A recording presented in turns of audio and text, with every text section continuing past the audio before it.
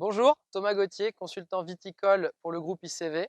Aujourd'hui, nous sommes dans l'Hérault et nous allons vous présenter une vidéo sur la taille et les méthodes de taille dites douces. Donc, les méthodes de taille pour respecter les flux de sève, l'objectif principal, c'est de limiter les impacts des maladies du bois, comme l'ESCA notamment, qui, depuis une dizaine, quinzaine d'années, affectent beaucoup nos vignobles et qui peuvent occasionner des pertes très importantes, surtout sur certains cépages comme le Sauvignon ou le Cabernet Sauvignon, avec des mortalités importantes chaque année.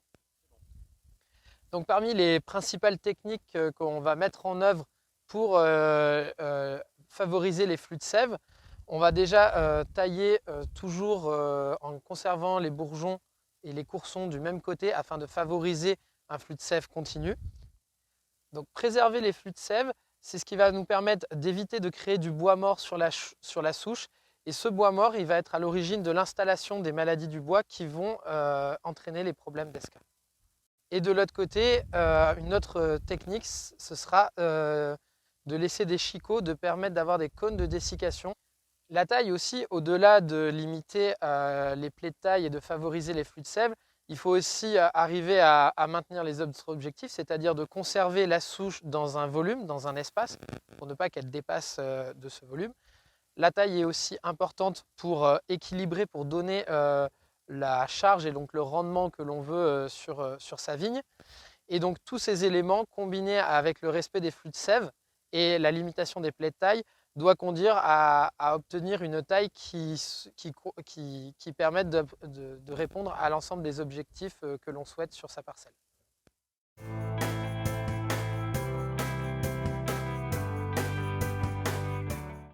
La taille de formation sur les premières années de vie de la vigne est extrêmement importante, puisque sur ces premières tailles de formation, c'est à ce moment-là où on peut être le plus sujet à occasionner des blessures importantes qui vont ensuite rester présentes sur toute la vie de la vigne et l'impacter sur l'ensemble de son cycle de production. Donc on est ici sur un plantier de l'année qui, hélas, a gelé du fait de la gelée de 2021. Donc on a déjà sur cette parcelle beaucoup de plants qui n'ont pas survécu et qu'il faudra qu'on plante. Pour ceux qui ont pu survivre, on a en effet des développements qui ont pu repartir suite au gel, des développements qui sont assez faibles, mais on va quand même pouvoir vous montrer quels sont les principes de la taille sur un plantier d'1 an. Donc sur cette souche, sur une souche du coup qu'on va devoir rabattre à 2 yeux, l'idée c'est de favoriser, de conserver les bourgeons qui vont être le plus dans le flux de sève. Et sur une greffe, on a toujours un des 2 côtés sur lequel le flux de sève est privilégié.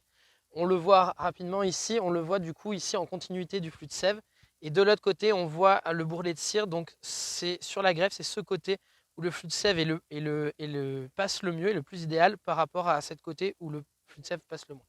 Donc l'idée c'est de conserver 2 bourgeons sur cette base-là. Donc ici on a un bourgeon qui est poussé là et on va pouvoir conserver le deuxième ici.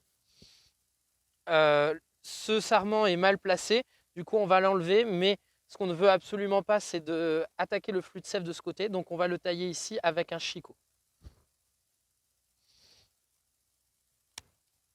Hop. Comme ça. Donc un chicot qui fasse à peu près la hauteur du diamètre et qui va permettre d'avoir un cône de dessèchement qui ne va pas affecter le flux de sève situé de ce côté-là. Ici on a 1, 2 yeux. On va pouvoir tailler ici. Ici, du coup, là, on a du bois qui est sec et donc on enlève. Et donc ici, on a pu conserver le flux de sève avec 2 bourgeons qui vont pouvoir repartir cette année.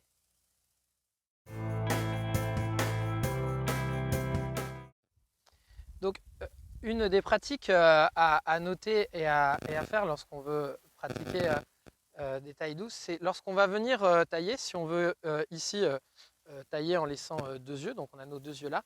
Ce qui est important, c'est lors de la coupe du sarment, de ne pas venir tailler trop bas près de l'œil, ce qu'on a tendance à faire, puisqu'en effet, ce bois vivant va venir sécher, nécroser, et du coup peut venir gêner le développement du dernier bourgeon.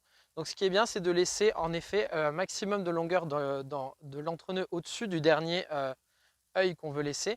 Et donc même ce qu'on recommande maintenant, c'est de venir tailler dans le diaphragme, dans l'entrenœud, supérieure à l'œil que l'on veut laisser, comme ceci.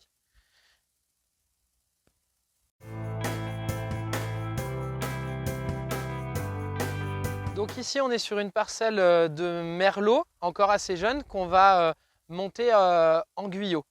Donc l'idée du guyot, donc on va avoir une baguette qui va permettre de faire le fruit, générer la récolte de l'année. Et idéalement 2 coursons, un de chaque côté, qui vont permettre de générer les baguettes de l'année prochaine. L'objectif des coursons, c'est bien de structurer l'architecture de la souche, et donc c'est d'abord les coursons qu'il faut qu'on place.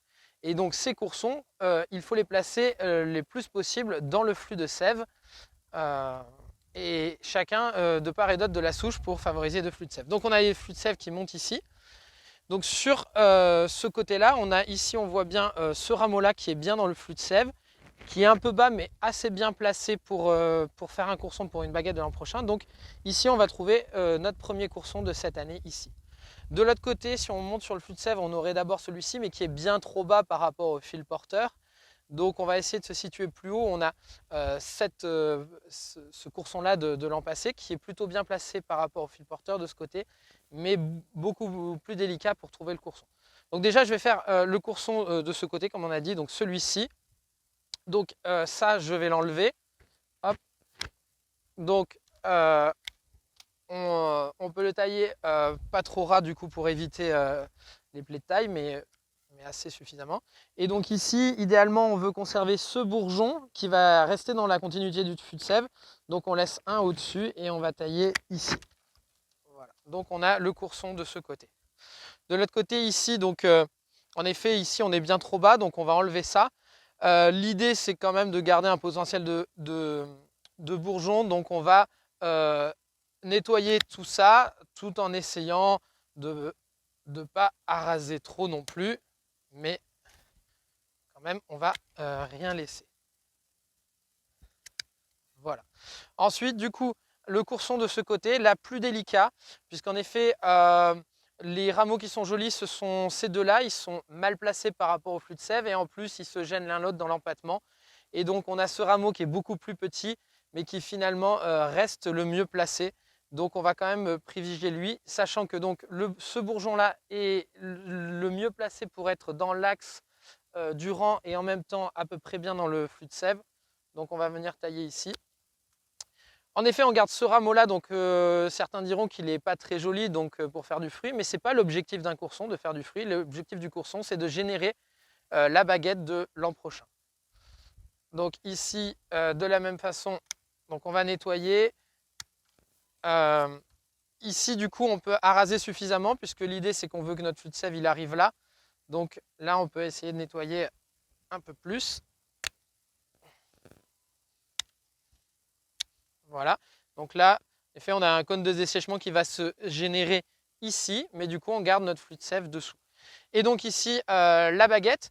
Donc, pour la baguette, vu que la baguette, elle ne va pas faire l'architecture de l'année prochaine, on est moins obligé de se situer dans le flux de sève. Donc, ce bourgeon-là qui est pas forcément joli, mais dans le flux de sève, ben, on l'enlève quand même. Et on va conserver ce rameau-là pour la baguette qui est bien placé, qu'on va pouvoir plier facilement. Donc ici, on peut supprimer.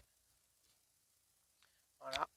Alors, pour aussi des raisons d'attachage, on va laisser ici, ça va faciliter l'attachage, mais on va pouvoir supprimer ici en haut. Voilà. Ah, on va nettoyer notre baguette.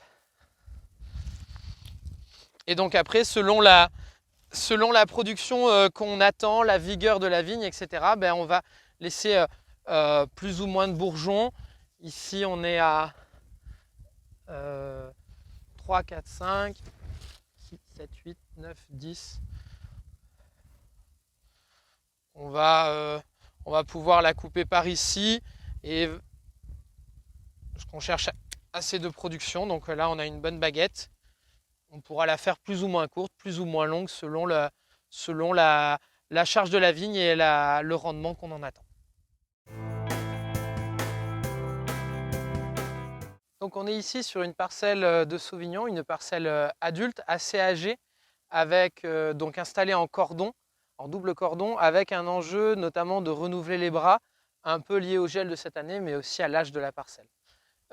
Si on regarde déjà ce premier ce courson en bout de bras ici, donc on voit ici que le courson principal, bon, d'un côté il a gelé, mais en plus il était mal placé sur le trajet du flux de sève qui est dessous. En revanche, ce rameau qui est ici en bout de course, lui est très bien placé sur le flux de sève et donc ça explique aussi pourquoi il est parti. Donc si on devait tailler ici ce courson ici, on ne garderait pas bien sûr celui-ci, qu'on taillerait pas trop, voilà, en laissant toujours un petit cône de dessiccation. Et ici, on conserverait le courson ici. Donc on cherche à avoir le bourgeon qui soit le plus dans l'axe du flux de sève, donc plutôt le bourgeon d'en bas. Donc celui-ci est pas mal. On pourrait conserver deux bourgeons ici, mais ce qui ferait assez peu. Celui-ci est plutôt bien. Donc on va conserver celui-ci. On va faire un 4, donc c'est un peu long. Hop, donc on taillerait ici. Un peu long, mais l'enjeu aussi finalement de ce bras, c'est qu'on se rend compte que sur ce bras, on a perdu tous les coursons à force. Donc du coup, ce bras, il va aussi falloir le renouveler. Donc on va pouvoir le renouveler en parallèle. Heureusement, donc on a des choses qui sont sorties et qui ont été laissées dans les années précédentes pour pouvoir renouveler ce bras. Finalement, lorsqu'on voit le flux de sève, ici, il y a un élément qui a été laissé depuis plusieurs années. Et on voit bien ici qu'on est...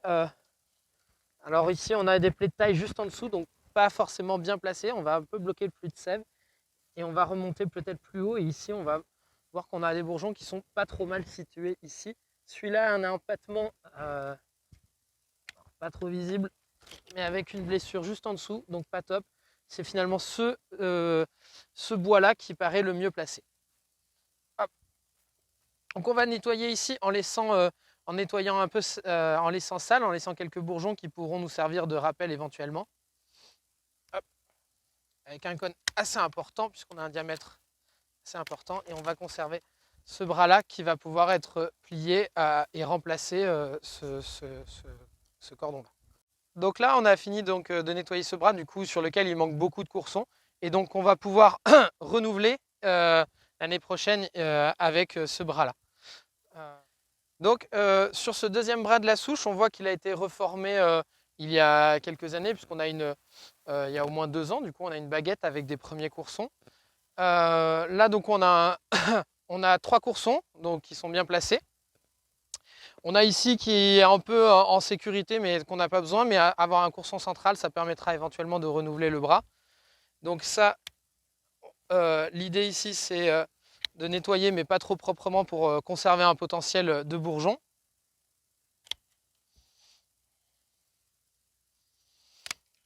Hop. Voilà. Et donc ici sur le bras, on a nos 3 coursons. Celui-là est inutile, il est même sec. Et donc on va essayer de privilégier le bourgeon qui est le rameau le plus dans le flux de sève. Donc ici, on voit bien que dessous, ça va être le premier, celui-ci qui est finalement le mieux placé.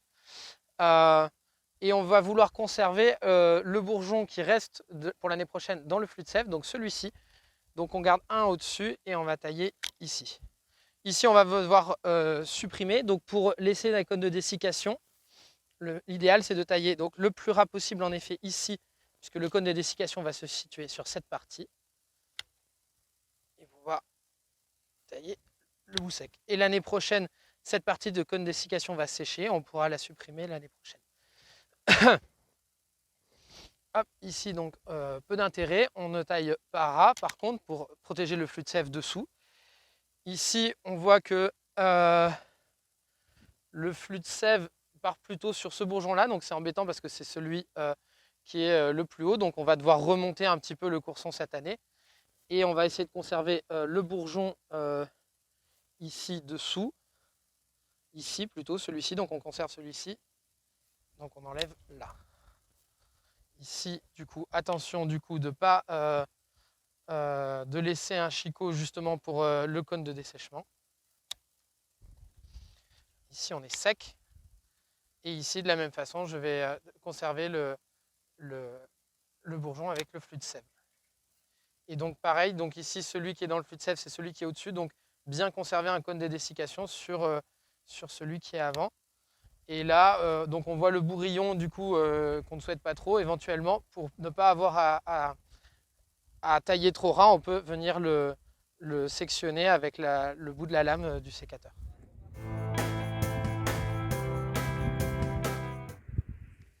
Pour aller plus loin et approfondir ces quelques éléments qu'on vous a présentés dans cette vidéo, vous pouvez participer aux formations ICV sur la taille non mutilante. On donne ces formations chaque hiver sur plusieurs centres ICV. Également, si vous avez des problématiques spécifiques par rapport à la taille sur vos vignes, vous pouvez solliciter les consultants ICV viticoles de votre secteur qui pourront vous accompagner individuellement sur vos parcelles et voir avec vous les problématiques de taille que vous rencontrez. Les équipes ICV sont à votre écoute pour toute question. Nous vous souhaitons de bons chantiers de taille et à bientôt dans vos vignes.